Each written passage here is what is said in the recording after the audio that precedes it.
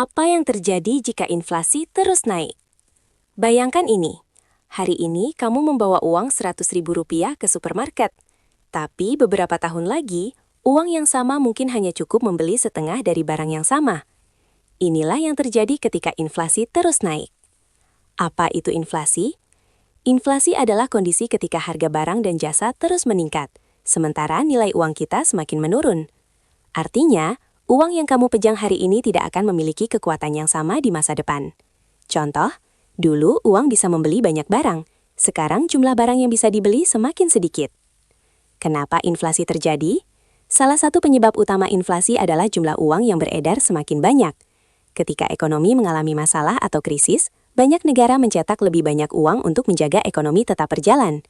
Penjelasan sederhana, tetapi jika jumlah uang meningkat, sementara jumlah barang tetap sama, maka harga barang akan perlahan naik. Inilah alasan mengapa inflasi hampir selalu terjadi dalam sistem ekonomi modern. Dampak inflasi jika terus naik. Jika inflasi terus meningkat, dampaknya bisa sangat terasa dalam kehidupan sehari-hari. 1. Biaya hidup meningkat. Harga makanan, transportasi, dan kebutuhan pokok menjadi lebih mahal.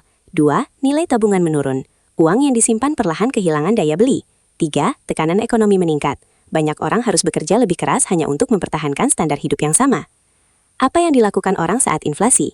Karena alasan ini, ketika inflasi meningkat, banyak orang mulai mencari cara untuk melindungi nilai kekayaan mereka.